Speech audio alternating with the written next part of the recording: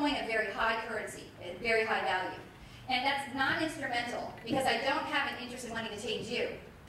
I have an interest in wanting, thank you for the opportunity for me giving you this food. Do you see how I am being grateful, which is on the right-hand side, I am being grateful. I take some of my friends to their chemo appointments now, and they'll say, thank you so much for taking me, and I'll say, you're welcome, and thank you for asking me. It's such an honor to be asked. And normally when I take these people, it's really like I'm not going to be seeing them for many more years. So I actually really do think that they're choosing to be with me in some of the most limited moments of their life here on this earth. And so it depends where I'm focused, okay? I can be totally focused here or totally focused here, and there's nothing in between. There's a quote that says, there is no middle ground between arrogance and humility. And the other secret of this is that it's really, really inexpensive. It's almost free to be over here. It's very expensive to be over here. I have to come up with rationale. I have to figure out how you're going to be affected, okay? And so we're usually working too hard to get the outcomes that we really want, and we're thinking minimum. So we're limiting ourselves to the best outcome I can think of by myself. And if you take a negotiation class from me and I have you write down what's the best outcome you think you can get, if you only get that, you fail that negotiation. Because there's usually something that's way, way better that you could not even imagine without that other person's help. And so it's really an ability to treat that person, I just decided to like you, independent of your decision to like me. It usually turns out that they're going to like you too, but that's not, I don't even hang around with that sometimes. I want them to tell other people they like me. So what are the questions? I know we might be getting down to the wire here. And I had a whole PowerPoint slide for us. And I hope that this was okay to just be freer about what we're doing. These are some differences we can look for. Can you versus will you? Would you like versus how many would like? Or who would like? Sometimes who would like, I'm judging. How many, I'm making myself more open. Why don't you come? I'd like you to come. No problem. My pleasure. There's a TV show, 24, and you see that TV show? A long time ago, there was a guy who, the president was called by a terrorist, and he says, tell the terrorist that we don't negotiate with terrorists. And then he goes, yes, sir, and he starts to walk out. And then he says, no, come back here. No, tell the terrorist this. Tell the terrorist that I won't negotiate with terrorists. Do you hear the difference? Which one's stronger? I won't. Why is that? That's me. It's within your control. It's your intention. Okay? You're sharing with people your intention. I'm sharing my intention, or I'm just putting on my blinker. Okay? And that is almost irresistible. That's what I'm doing. I'm giving people an indication of how I'm going to be affected. It works with little kids too. If you do this, you can do it. Free will, right? I'm not going to rob you of your free will. And I promise you this is good. This will happen. So I'm leaving open the possibility that you can give me what I want, and I'm saying to you, if you do give me what I want, I'm ready to receive it. Sometimes with volunteer organizations, we are expected to volunteer. That means that if I give you something and it say volunteer for it, then I'm not around to catch it.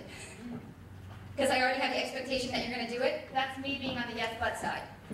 I'm not in a position to catch it. So have you ever noticed in a volunteer situation that you feel like you want to do it less than you did before? Anybody feel that way? Yes. Okay? It's because there's a lack of a receipt on the end. So the real skill, and what we're going to be talking about on Friday, is the question that you asked. If somebody approaches me in yes but mode on the left, the skill of personal leadership is how can I respond in a yes and manner. That's my definition of personal leadership.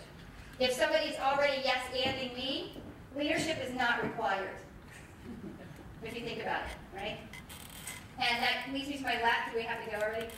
Probably. No, not at all. Okay. You're good. You're totally good. Okay, so let's talk about conversations for a second. When you have a conversation with somebody, would you rather that they tell you things you already know, or would you rather that they tell you things that you don't already know? How many already know? How many don't already know? Okay? Now when you go to a meeting, what's the situation there? How ready are people to hear things that they don't already agree with? What do you think? What? This is that political correctness thing again. right? I want to look good in a meeting, okay? So that's part of being on the left-hand side. I can be judging your judgment of me. So, oh, if I'm the speaker and I'm supposed to know all the answers, right? Or a professor of yours might be supposed to know all the answers. That doesn't put us in a good position to learn from you. So somebody said the best metric of a great meeting is the extent to which I learned. And so you can go into a meeting with a learning goal of learning. And it doesn't mean agreeing with somebody, okay? There was a guy who was sitting at a round table at dinner, and he was saying exactly the opposite of what I had just preached about the whole day. And I was taking notes. He goes, oh, I didn't know you agreed with me. I said, oh, in fact, it turns out I still don't. So far, I still don't. Okay? And I'm finding it fascinating because you're actually helping me understand what I believe even more. And it's actually even more the opposite of what you believe. And I could not have done this without your help. Okay? So, in other words, I'm going to learn something here. Okay? I'm going to be a learner, but I'm not predetermining in advance what it is I'm going to learn. Okay? I could learn from you where I don't want to go.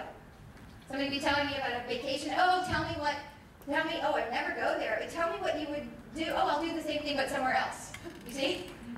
And so you always want to be guided by your want. And it just turns out that almost everything can contribute to your want as you walk through life if you have a clear purpose or a clear intention. And other people can actually improve your intention too along the way. So everything's up for being upgraded.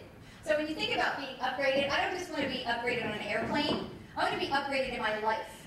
Okay, I'm going to get better ideas, I'm going to have better beliefs, I'm going to have better options, and I want to be able to execute better on every single time, and I see every person who comes to me as potentially achieving that help for me. Because if you think about it, we all have different things in our head, right? So if I could just figure out what's in your head that's not in my head, then my head gets more information in it, right? It reminds me of the last story that I was thinking of sharing with you. I have a house that I needed to paint every wall, and the house is all white. Anybody have all white houses? My husband thought that was the right thing to do in his house. So I actually started painting, so I would put color on my walls. But anyway, I hired a professional colorist to come to my house. And if you've ever painted a house, you can go to the paint store and you can get the color of the paint. And then when you put it on your wall, guess what? It's a completely different color. So I guess the exercise is, let me go to the store and find a color I don't want, okay? And put it on my wall, and maybe it'll magically turn into a color I do want, okay? So I found this to be very difficult. I knew I needed help, so I called and hired a color consultant. She came to my house, and I said, okay, look, here's the deal. We're paying you by the hour. I really only have an hour, okay? But this is what I would like, and I'm ready to receive. Your best color recommendation for every single wall in my house. And we have a lot of walls in the house.